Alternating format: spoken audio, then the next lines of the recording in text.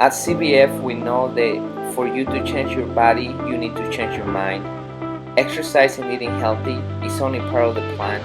We care about our members as we care about our family because our members become our family. It is not about competition but support. It is not about being the strongest or the fastest, but about you defeating your negative self. It is about working together and making the task challenging and have fun. By the end, what matters is not how hard the session was, but that you take control of your mind so you can take control of your body. My name is Sandro Torres, and I'm happy you are part of our family. Welcome to Custom Body Fitness.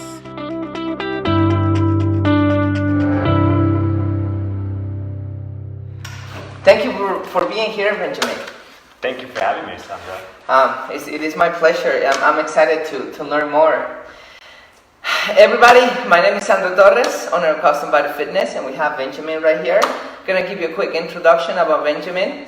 Dr. Benjamin Alter. Is that correct? Is that how you pronounce your last name? Alter, yeah. Alter. Like okay. You change, you alter. You alter into an exciting state. Into a strong machine, like a person, like what you do. You alter people. I alter people. Hopefully I do the right thing, right? Yeah. Okay, so let me give you a quick introduction about my friend Dr. Alter. Dr. Benjamin Alter is a licensed naturopathic physician specializing in holistic lifestyle medicine.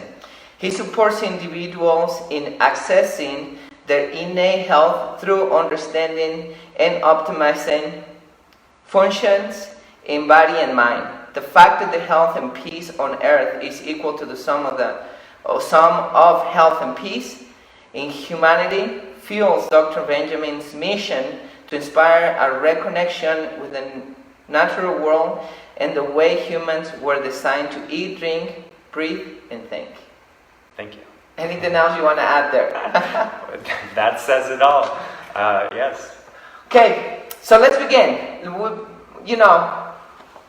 When I always see an interview, and I'm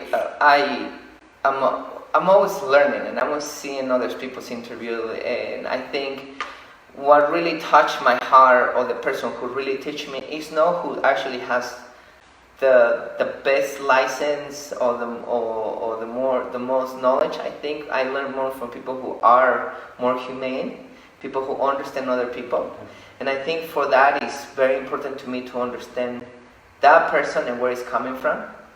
So my first questions to you is tell me your story.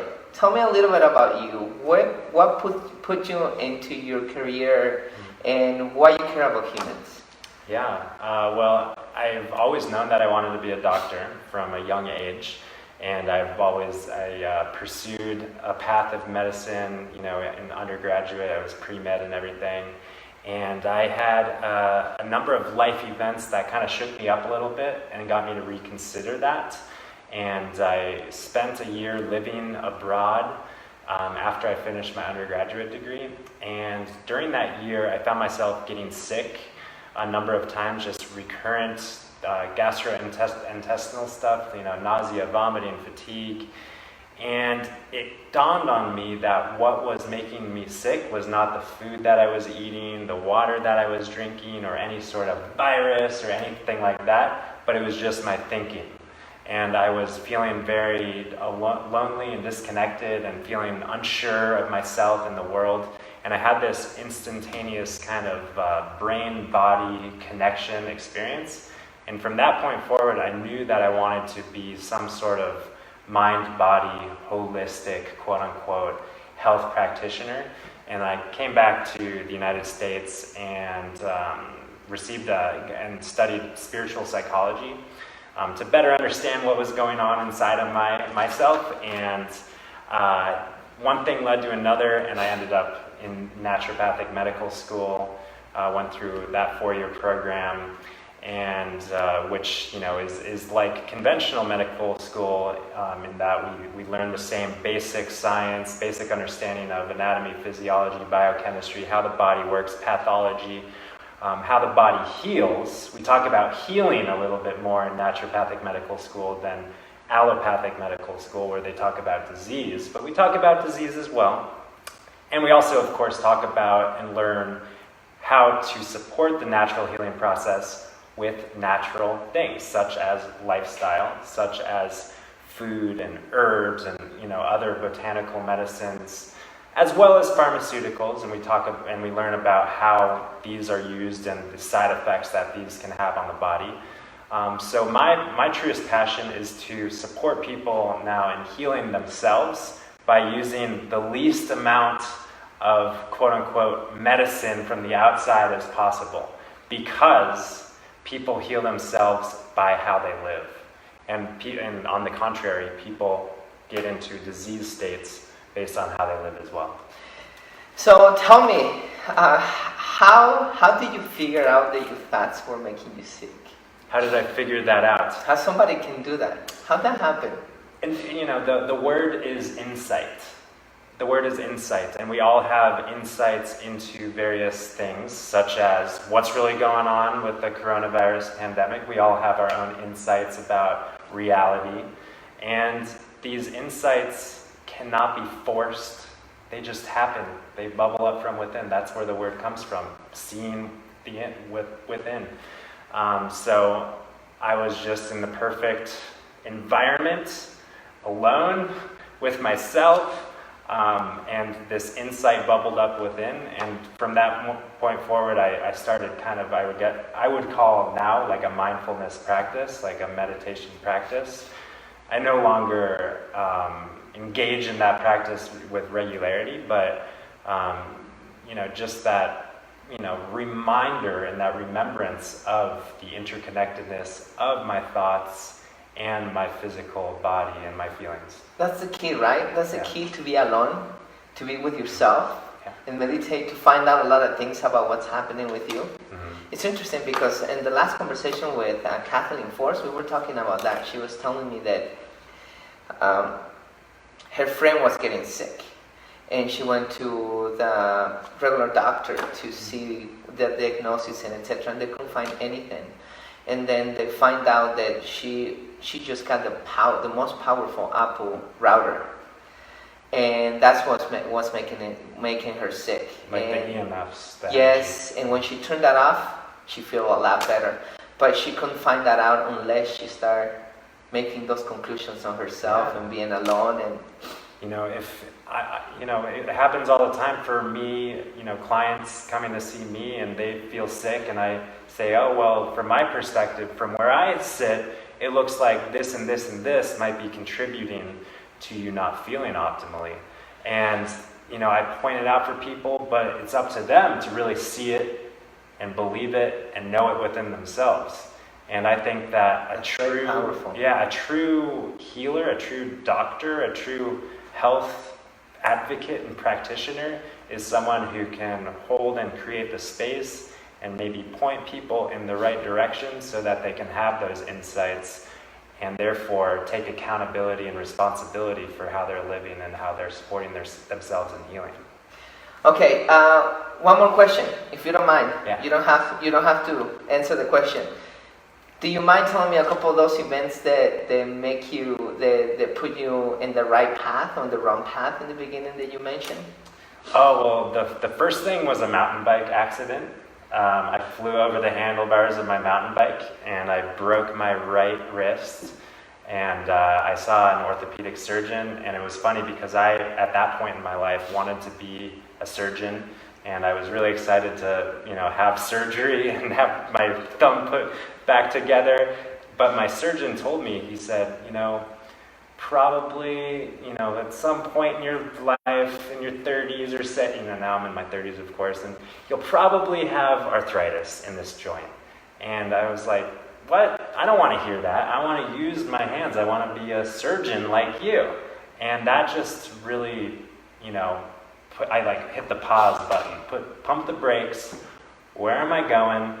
why am I going in that direction? And just reconsidering how I am in control of my life path, because it was put into my mind that I wanted to be a doctor and a surgeon, and then I just went with it. And I never questioned it, I never reconsidered it, I just I guess you could say my ego took control, and I just used my willpower to get good grades and, take the MCAT and go into medical school, and I was just doing that forcefully, and then I kind of got shooken up, through to, I guess you could say, a universal intervention, divine intervention. Just one little thing, huh? Yeah. Just one little thing that really makes you think. I mean, it's what I'm saying. Little thing is, it's little, but at the same time, it's big, because it makes you think about, like you said, where you're going, right? It's not like I'm just gonna go crazy, and then whatever destiny puts me, I'm gonna take control of my life. If I want to be this, I might not just hurt myself. I should take care more of myself. Yeah, and interestingly enough, at that point in my life, like I said, I broke my right hand, and I had always been very, as we would say, left-brained, analytical, rational, scientific. And the day after I broke my right hand, had another insight to go to the art store where I had never stepped foot in my life, and I went to get paints and paintbrushes and canvases, and I started painting with my left hand, and I'm convinced that I allowed my brain to be kind of turned on in a new way. New pathways were established, and that led to me having a more complete understanding and experience of who I truly was. And I think that's what life is about, is getting to know who we truly are, not the personality or the thoughts that we are, but who we truly are underneath all of that. Yeah. Know what environment has molded us to become, like who we really are. Okay, so just one more question. We're going to the real questions. So tell me, what do you think your clients would say about you? I think that they might say I'm a little, I guess it's funny that my mind goes at first to like the critical. I'm a little intense. And I am a little hardcore. I guess that's kind of a synonym for intense. And I am passionate. I guess that's like the same thing, right? Intense, passionate. That's what. Hardcore. Yeah, that's what comes to mind. I really. This is what I say about myself. I really am committed to speaking my truth and being in integrity with my values and beliefs. And I think that's what has led us to connect, because it's becoming, we're moving into a world where a lot of people are being challenged and silenced and censored for speaking their truth, which to me only makes me want to speak my truth more clearly in more places as possible. And that being said, a little bit more about me, it's not the most comfortable thing. I don't really like to, ruffle the feathers and, make too many waves. I really don't. That's not where I'm most comfortable. But, what trumps that comfort is the commitment to integrity and speaking my truth and sharing what's in my heart. So let me put that in my own words and my own feelings. Same thing you were saying. It's I think one of the things that I find out when I was alone and things like that, finding my values, finding myself. And when I found my values, I was not willing to sacrifice my values for anything. And like you said, I'm not comfortable. For example, for me, I'm not speaking about you, I'm speaking about me. I go into the store without a mask. And sometimes I'm being confronted. And it's not the best feeling. And when you confront them with a lot of people, and it's not comfortable, it's not something that I enjoy to do.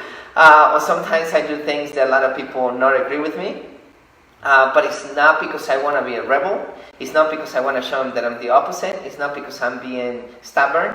It's because I speak from the bottom of my heart, from my values, and I'm not willing to sacrifice anything to contradict myself. Because then I believe I'll be with a liar, and I won't like myself. So I think it's the same thing that you're speaking. And it's interesting that the more we move into this crazy world, the more we do, the more I hear people say, oh yeah, I'm just wearing the mask because, I'm told to, but I know it doesn't do anything. I know this is like all blown out of proportion.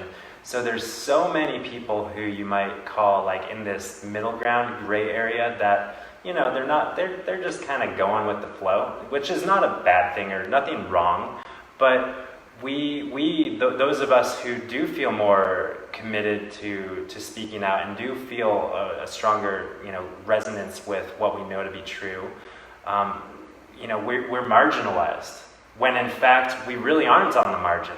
We really aren't. But the masses want to make us think that we're crazy. Well, we're not crazy. We're not crazy. We're just critically thinking, questioning, being, not being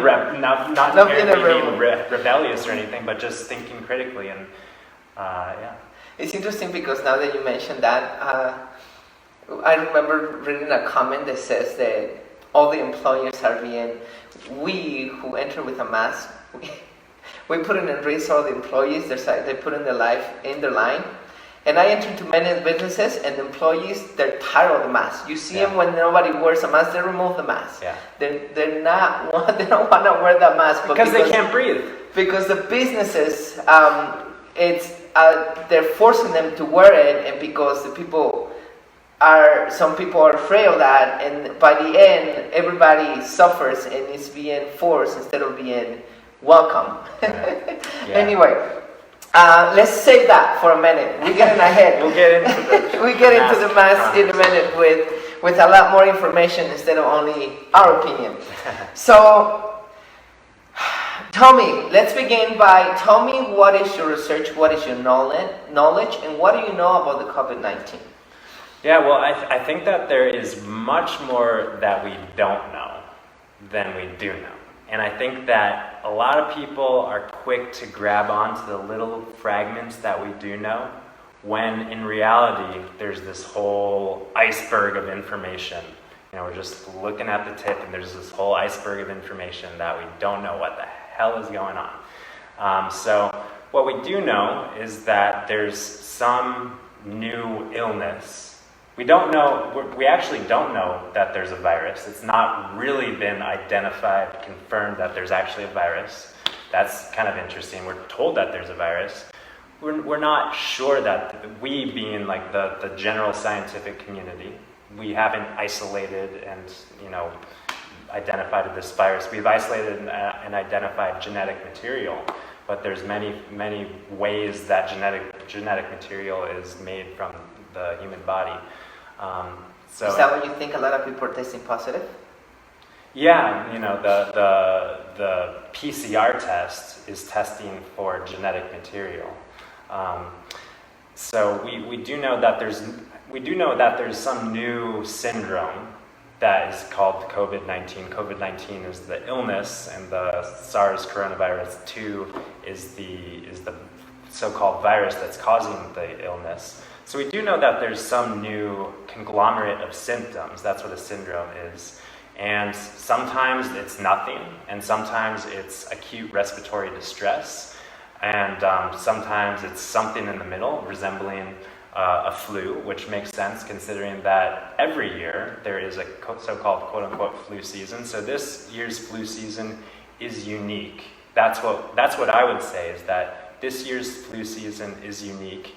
Not necessarily in the number of deaths, because it's really right on par with where our world has been, our world being in the United States and probably the globe. It's right on par with that, but the actual symptoms are unique. With that sentences that you just said, you mean the death that we having are like the same, similar to the past years? Yeah. Is that what you mean with the pacifists? That's what I mean, and we are led to believe otherwise for a number of reasons. One is because a lot of the deaths are being misattributed, dying with COVID rather than dying from COVID, which is a huge difference. And oftentimes a lot of people have, there's a lot of whistleblowers who are coming out and saying like, oh, I had to change the death certificate. I was forced to change the death certificate.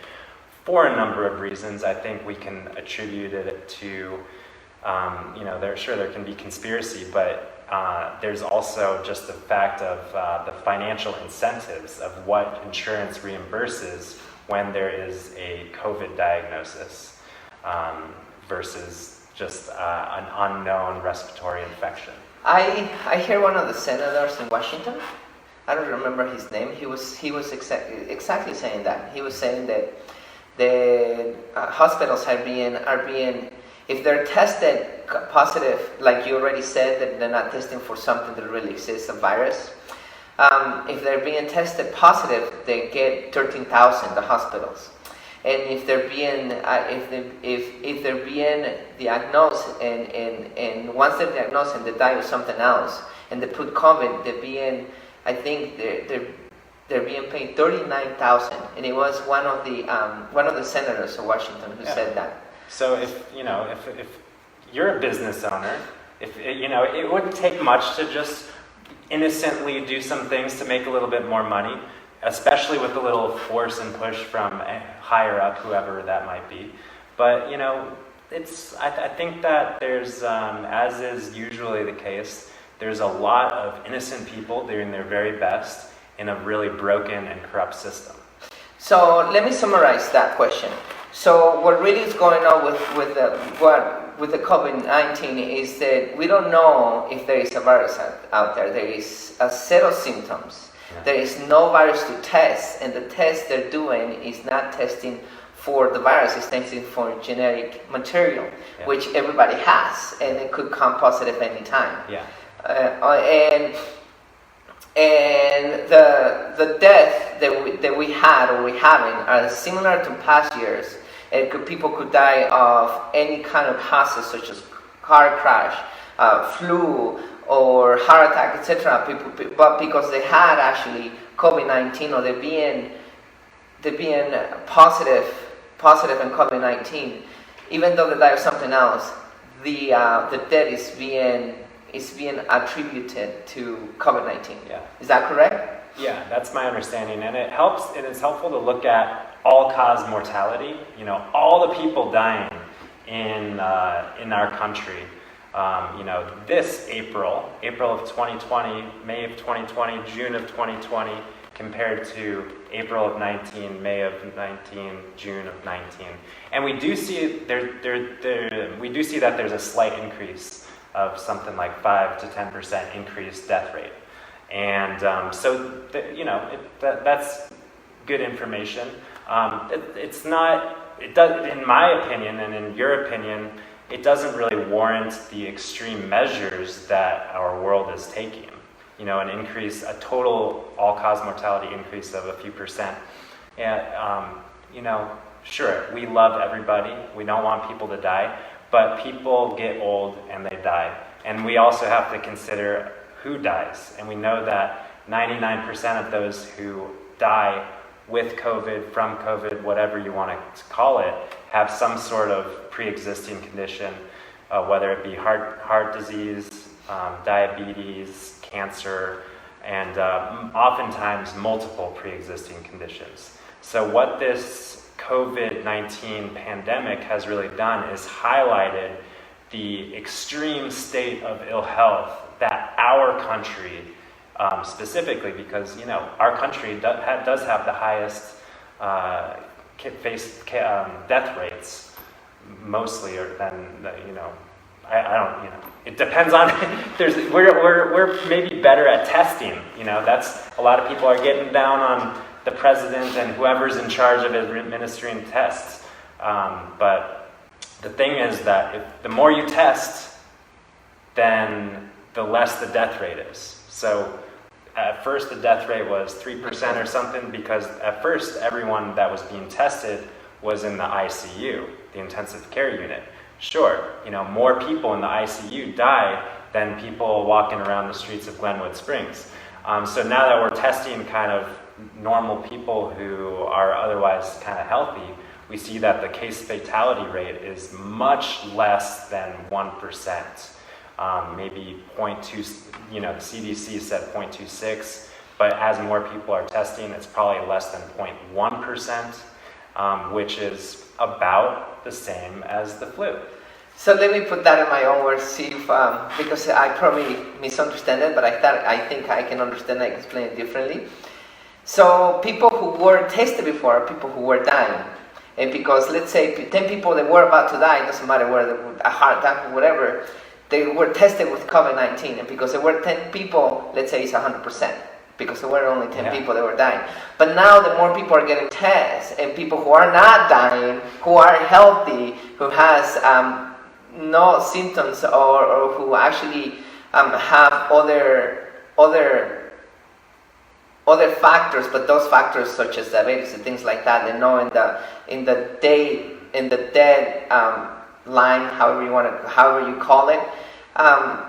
So these people are not dying. So because of that, the death rate is a lot lower, because they're testing people who actually they're not dying. It's just math. It's just a numerator and a denominator, and the denominator is growing as the numerator is kind of maybe growing. I don't know, but certainly not as much as the denominator, because as we test more and more people, and everyone's whining and crying about getting a test. And which is fine, to see how, now we've got like different antibody tests, which is kind of more information that there's an immune response. But in any case, as we do test more and more, we see that this so-called deadly virus is really no big deal. Sure, it's a big deal for a very, very small percentage of people. It's a really big deal for a very, very small percentage of people, like 0.1%. And, so we are obviously seeing this 0.1% being sensationalized, and we are all taking measures to make sure that we're not the 0.1% being told to live in fear, which, interestingly enough, just further suppresses our immune system, turns off our immune system, actually, living in fear. So that's the climate. Everyone out there probably has some feeling of living in a fearful climate. Hopefully it's not internalized fear, but you look out of your window, turn on the TV, whatever it might be, and you see a lot of fear out there in the world, which is the most potent immune suppressant than any other drug or condition. When we had the lockdown, I have a couple friends who their members died, and they died of a heart attack, because more than the fear that was going on in the world, then actually that's the so-called and I'm COVID-19 sure virus. They might have died of COVID-19 on their death certificate, right? Because that actually that has, I saw something circulating, hundreds and hundreds and hundreds of anecdotal stories of people sharing, I lost my grandma, she had stage 4 cancer, I saw her death. I was unfortunately unable to be with her at her last dying days because of this whole crazy inflated situation. I saw her death certificate. She didn't die of stage 4 cancer. She died of COVID. How, silly is that? So people are awake to this reality.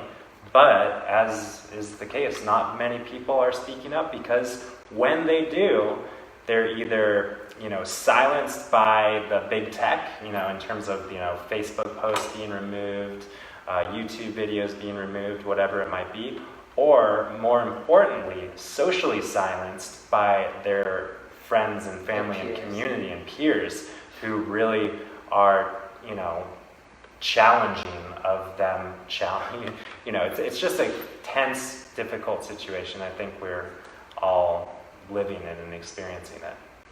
Okay, so Now, let's go to the next question. You kind of answered this, but I would like a little bit more insight. Should people worry about the coronavirus? If you want to lower your immune system, then worry away. You know, if you want to lower your immune system, worry is a great way to do that, as well as, you know, be at higher risk of any number of chronic or acute conditions. But worry, there's no reason to worry about anything. Even if it was 50% case fatality rate, and it actually was a real lethal, virulent, thing that was spreading around the world, worry still isn't helpful. So I'm kind of, I wouldn't say anti-worry, but pro-peace. Like, why don't we just pursue peace within ourselves rather than promote worry?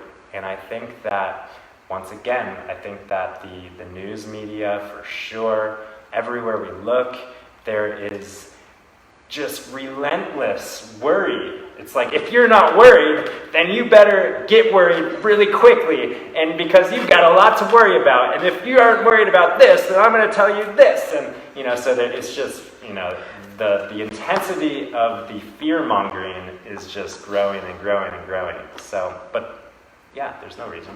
I study a lot, and I read around 1-2 books a month, and I study for all kind of topics. And one book that I'm reading lately is called Trust Me, I'm Lying.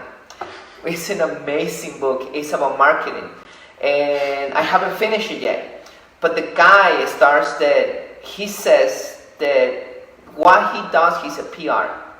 And he used to lie on everything. If he wants to make somebody president, he can only by putting lies into the internet. Until one day, he said he discovered himself because he picked up a magazine, and the magazine found a monster. The monster had television, and it had internet, and it had all these kind of tentacles, and somebody was feeding the money into it. And it had fear, and it had all that stuff, and he noticed that he was feeding the monster, because he says that everything that goes in the media, and he calls it blocks. But when he say blocks, he talks about, he says, I'm not only talking about internet blocks, I'm talking about the news, I'm talking about the newspaper, I'm talking about videos, I'm talking about everything. Whatever becomes true in the blocks becomes true in the internet, and whatever becomes true in the internet, it becomes true in reality. So if we come up with a lie and somebody believes it, it becomes true. It just becomes true. So I think is that what you're talking about with the media, that put a lot of fear on people. And it's interesting that you bring that up, because what is really happening right now is we are, as we sit here, as we speak, we are at the tipping point, tipping into a new reality that is based on truth. We are seeing through all of the lies. We are seeing through all of it. We are awakening to the facts that we have been fed lies in so many ways for such a long time from so many places. And we're just waking up slowly but surely, one by one. And, once we wake up, we are in our new reality. We never fall back asleep. That's the great thing about insight and waking up. Once we're awake, we're awake.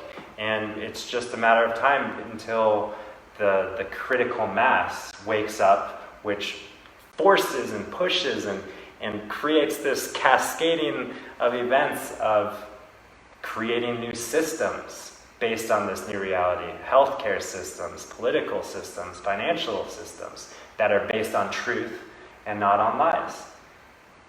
Thank you. It's interesting. I was talking to a friend, and one of the things that we were talking about that exactly, and I was so worried, and I said, sometimes I just don't want to worry. I'm not saying I'm worried in the way that I'm worried, I'm paralyzed, in the way that I need to do something to improve the world. And I said, I'm just going to do it, live my life. And like you said, once you're awake, you can't just go live your life. It's not something that you can just pass it and just go live your life. It's you're there. Yeah, and the thing is, I can't wake anybody up. You can't wake anybody up. Nobody can wake anyone up. We wake up ourselves, just like we heal ourselves. It's the same thing. We wake up ourselves. But we can help create an environment that nurtures the awakening process, just like we can help create an environment that nurtures the healing process. So that healing, in the old world, living a healthy lifestyle was radically crazy and alternative. Buying organic food, filtering your water, that's crazy. But yeah, that's true. It's only for the people, the wealthy people. Whatever it is. But now, healthy is becoming normal. Wakeful is becoming normal. We're just tipping the needle and all coming into the same alignment and resonance. You're giving a lot of great information, Benjamin. You're teaching me a lot. Okay, so I think we touched a little bit on this already. If you can add a little bit more, if you think it will be repetitive, we'll move on to the next question. There are more people infected every day according to the information released into the public. We had a lockdown because people could die from this disease. Why is no one dying from the virus lately? Well, I think people are dying, like we know, and we don't know why they're dying. The death certificate says why they're dying, but really why they're dying is due to unhealthy lifestyle, and toxicity is another big word that needs to be brought into this conversation, because what this virus, quote unquote, so-called virus, whatever it is really showing us is the state of ill health in our culture, in our world, but also the state of toxicity, because we are only as healthy as our world is healthy, and our world is really toxic and sick, and we are accumulating all of these toxins, and this toxic accumulation just puts us at risk, and it's like the straw that breaks the camel's back. So a little bit of an infection, a virus, whatever it might be, stress, fear, whatever it might be, we come down with some infection, we come down with some symptoms. We have upper respiratory infection, which is, of course, the most commonly diagnosed condition around the world is an upper respiratory infection. And now, there's a lot of reasons for an upper respiratory infection. There's trillions of different viruses that can cause an upper respiratory infection. And now, if you have anything that resembles an upper respiratory infection, boom, it's COVID. It doesn't matter. You don't need a test. When in fact, remember there's this thing called the common cold? Remember there's this thing called the seasonal flu? Remember there's this thing called COPD or asthma, the more chronic conditions? There's other reasons for people to have respiratory illness and fever and stuff. Yeah. So people have forgotten, because they live in fear, people have forgotten about all these comments and issues that people can have and die of a respiratory issue. Yeah. And they all can think about is COVID. And if people actually dying, it's not because of COVID, it's because of many other reasons could be. Or, if you want to say it's because of COVID, fine. And if that's the case, then once again, it's 0.1% or 0.2%, whatever it might be. So take care of yourself instead of lock yourself down. Take care of yourself. And let's look at the people who actually are at risk.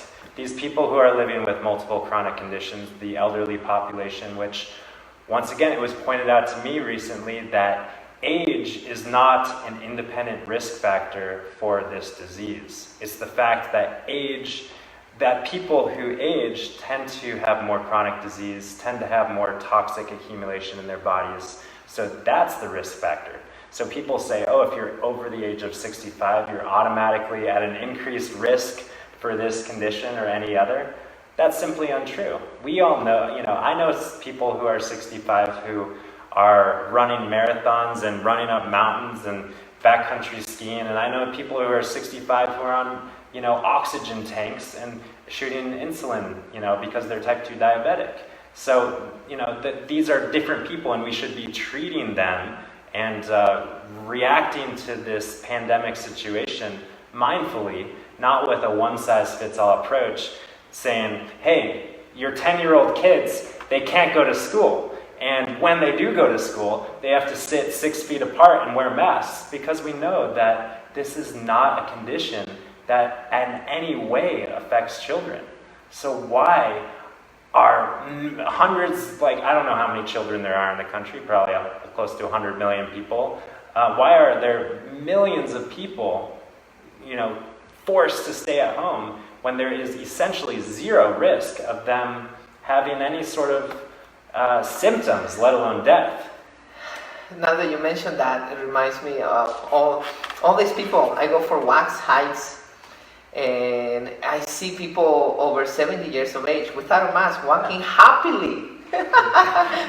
Spend more time with them, yeah. Spend more time with them, yeah. I've seen those people too. It's a breath of fresh air to see the people who are confident in their innate health and resilience, because the other word that needs to be brought into this conversation is immune system. Oh, I forgot it. That's kind of a taboo word in our world today. Immunity, immune system. That's the cure of this virus, so-called virus, and any other so-called virus. Our innate immune system. It's called innate because we were born with it. And the way that we foster and fortify and create a more resilient immune system is not by putting on a mask, is not by locking our doors and shutting our windows, is not by, watching the news. It's by getting outside, it's by interacting with people, it's by actually being exposed to various particles, bacteria, pathogens, fungi of all sorts that activate our immune system, because our immune system is like a muscle. It's like it's got to go to the gym. It's got to lift some weights. And when your immune system is forced to sit on the couch inside and watch the news and not breathe fresh air, when it's restricted in all those ways, your immune system atrophies just like a muscle. And then this second wave, the second wave that we will experience, it's not going to be really real or intense. The news is going to let us know that it's really intense and scary. But the second wave is going to be in part due to the fact that our country has been living in an immunocompromised state due to the fact that they've been not interacting with people, not exposing themselves to foreign substances and immune-activating compounds, probably not eating the most healthy foods, not breathing the cleanest, purest air because they've once again been told to sit on their couches indoors. So we're not focusing where it really matters to focus. If the authoritative, I honestly do my best in all cases to stay away from politics and stuff. But if the powers that be really had our best interests in heart, they would be talking about the immune system. I think one of the things, and I always wonder, and it's difficult, like you say, to wake up people. I think everybody wake up to their own time, and they need to wake up themselves. But they trust just the authority. Yeah. What do you think I understand that you said that you don't like to enter too much in the politics, but what do you think they do in all this? What do you think they do in all this? What do you think is the goal? Well, I'm not an expert in this arena, but that being said, yeah, I've woken up and done a little bit of digging and research and critical thinking, and it certainly seems like the vaccine agenda is real. They really do have an agenda to sell us a vaccine, and the last 4 or 5 months has been a huge marketing program for selling us this vaccine because, like you said, the book you were reading, I forgot what it's called. Trust me, I'm lying. Trust me, I'm lying. Getting people emotionally involved and hooked and fearful and then selling some miraculous fix and cure. I know a lot of smart people who are really, really looking forward to getting vaccinated and receiving this so-called magic cure, when in fact, the whole vaccine conversation is a complete other topic. But there's been no vaccine that's ever been proven to be safe and effective. So I don't know why we're hoping that this is some anomaly, that somehow this fast-track vaccine that gets brought to the market is somehow going to be safe and effective. So anyways, to answer your question, I think that selling a vaccine, once again, huge profit if we get 8 billion people on planet Earth shot up with a vaccine that costs some amount of money. And then, there's all the other information about what's going in with this vaccine in terms of tracers and whatnot. So I think that, long story short, I think that there's a desire for control. I think that humans, innocently, we all have a desire for control. We all do. We all want to control our emotions. We all want to control our health. We all want to control our relationships. We all want to control. It's okay. But when that's magnified, there's some people, organizations, political parties, whatever it might be, that really does want to control the human population. And I think that's maybe what it has to do with. No wonder how Hitler killed so many people, huh? Just for control. Just innocent control. Not so innocent control, yeah. Okay, so now,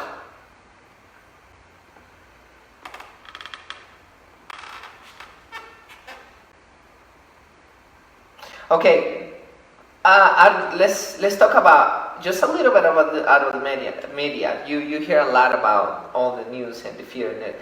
Do you think there is anything of truth in those words? Anything? I don't think it matters. I don't think it matters if there's sure, yeah, there's truth. There's so and so died. Okay, so and so did die. Sure. Yeah, there's truth. I don't think we need to totally, quote unquote, throw the baby out with the bathwater and just totally, I don't know. You said it was okay to say I don't know. Of course. I don't know. I choose, and I think it's very healthy to turn off the news. I think it's very healthy to turn off the mainstream media news because it's all bought and paid for. It's all saying the same thing. It's propaganda. That's what they call it, right? Yes, that's what it is. I think we can call it kettle black, right? It's propaganda. It is propaganda, straight up. So why do we want to propagandize ourselves? Why do we want to drink the Kool-Aid? I think that we can turn on the news mindfully and just see what they're saying, but there's a difference between listening to what someone's saying. Also this is relevant in any sort of conversation that we're having. We can listen to what people are saying heartfully and really hear them, but we don't have to believe it. We don't have to trust it. We can question it. It's okay to question things. It's okay to use our critically thinking brains. That's why we've developed this big frontal lobe of ours to critically think. And I think that we are being punished in so many ways for critically thinking. Once again, by the big tech and the censorship that's happening, as well as the social censorship. When we do critically think and share our contrary opinions, we're shushed, and we're called crazy, and we're marginalized. But according to them, there is no facts. They have the facts. Oh yeah, right. It's like if it doesn't have CNN etched into the corner of the screen or NBC, then it's like fake news or alternative or conspiracy. But if it has those special letters, then yeah, that's the truth.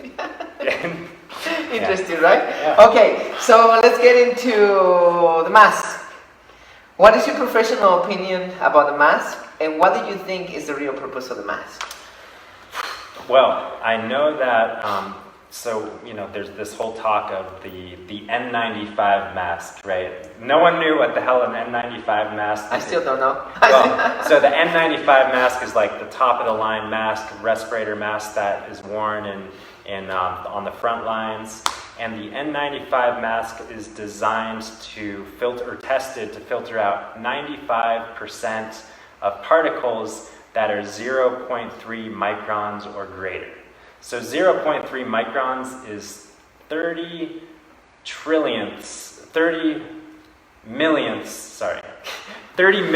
of a meter. So they filter out particles that are 30 millionths of a meter. And we know that the so-called virus, that's really just a sequence of genetic material, we know that it is about 10 trillionths of a meter, or 100 microns in diameter, or in a lot more smaller. Yeah.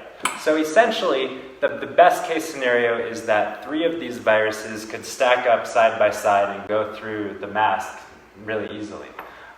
So that's the best mask, the best top of the line mask. Not my bandana or my shirt or my underwear. Yeah. You might have more risk for breathing your underwear. I wore it once, by the way, just to make a joke. But like when I went and talked to the Claire outside, she didn't know if she wanted to take me serious or she wanted to laugh when I asked a question. But she saw me, she wanted to laugh, but she gave me the answer, and she controlled herself and tried to move away. Yeah. Then she started laughing. I think that's I think that would be a good statement. Just we should all wear underwear on our face, if at all, right? But anyways, yeah. So in the best case scenario, we're not really filtering this virus, but in the conventional scenario of a piece of cotton over our face, something like probably 100 to 200 or 300 of these viruses could line up one by one, side by side, and just march on through the pores of the cotton. It's no big deal. But we need to also bring into this conversation the topic of germ theory versus terrain theory. So the whole idea of a germ causing an illness is a theory. It's not even proven fact. It's not. There are it's a multifactorial event that causes an illness. Germ might be one of those events. But if we are all, let's say, we have this room filled with 100 people, and they pump in the coronavirus, and they just pump it into the air vents, and we all just have a party. And not everyone's going to come down with symptoms. Not everyone. I don't know how many people. Maybe they've done some similar studies. It's maybe 2%, 3%, 5%, 10%. I don't know. I read about that.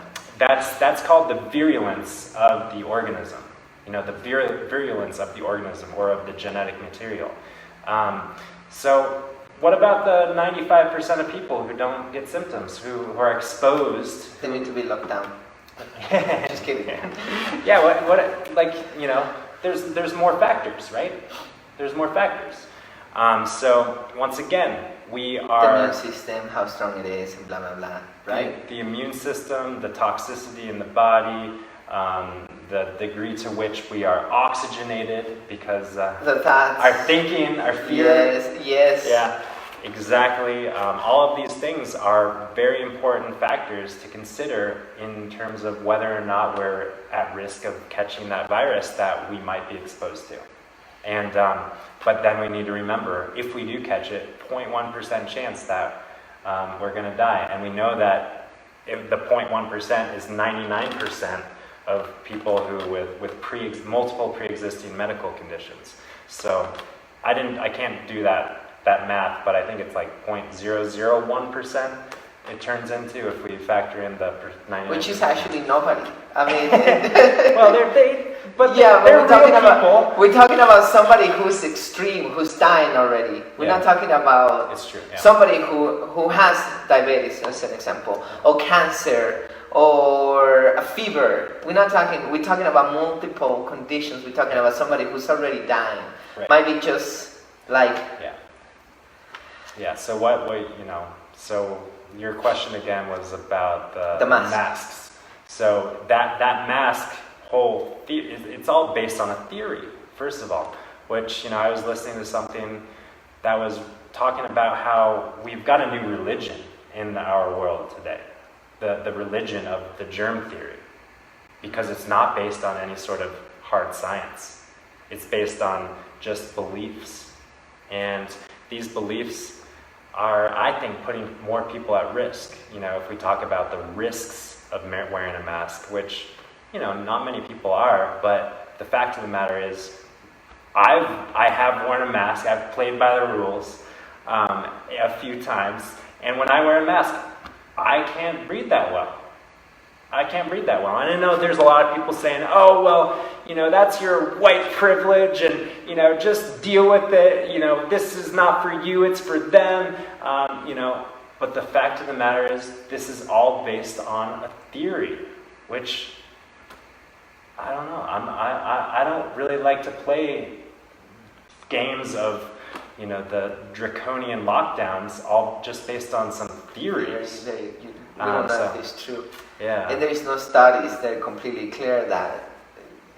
Right. Just like there's no studies, in fact, that prove that HIV causes AIDS. There's plenty of people who've been exposed to HIV who don't test positive for HIV. And there's plenty of people who do test positive for HIV who don't move on to AIDS, like lots of people. But once again, we focus in on this small fraction of the population that so-called proves this quote-unquote theory. And the germ theory, it's interesting history, the conversation and relationship between Louis Pasteur and Antoine Béchamp, who are French scientists, and Pasteur on his deathbed says, the germ is nothing, the terrain is everything. There's some question as to the exact words exchanged, but the fact of the matter, once again, is that we're talking about theories as if they were proven facts. Okay, so what do you think is the purpose of the mask? What do you think they're forcing us to? I don't know. I can't, my creative imagination only takes me so far. No answer. No answer. I'm curious what you think, or what other answers have been. The research I have made is that they're trying to social distance us. That's the reason the 6 feet. The 6 feet, there is no scientific proof that 6 feet. Why 6 feet? It could be 3, it could be 10, it could be 10 feet, but they choose 6 feet. And the same with the mask. There is no connection between faces. I don't know if you're smiling or if you're angry. There is no that connection. And that fear, when you see somebody with mask, and this is true, I'm proven to be true. If I see somebody with mask, subconsciously, either I get afraid, I get worried, or I feel like I don't belong. So, because I'm conscious about it, I find my subconscious, and then I say, no. I don't know what's that person. I don't know if she's wearing it because she's afraid. I don't know if she's wearing it because she's being forced. I don't know if she or he is wearing it because he feels like he respects somebody else. I don't know if he's wearing it because he thinks it's fashionable or whatever. So I fight those subconscious with people who are not awake on that form, and they can't find. They just make conclusions. Only robbers and killers and rapers wear masks, and it's not because you're not seeing anything like the whole face. Yeah. And that social distancing, for example, I was watching a documentary that for a baby that has put in an incubator, for that baby to survive, it needs human touch. If the baby is not touched, it dies. Yeah. And then I start getting more into researching about the human touch, and I understand that as a community, we need to touch each other. And that's a great feeling about touching. That's why I hug every single one of my members in Custom Body Fitness. I hug unless that person doesn't allow me to hug. You respect them. Yeah, I respect them. It's not a force like, you must hug me. Like you must wear a mask. Yeah. So I understand how important is human touch. So I believe what I hear, and my conclusion is that They want to put us apart. The more apart we are, the less conclusions we make, the less together we can be, and the less we can fight who wants to control us, like you said. Yeah. And I think that's so important that sometimes we forget. Mm-hmm. And that's why I don't wear a mask. Yeah. Okay.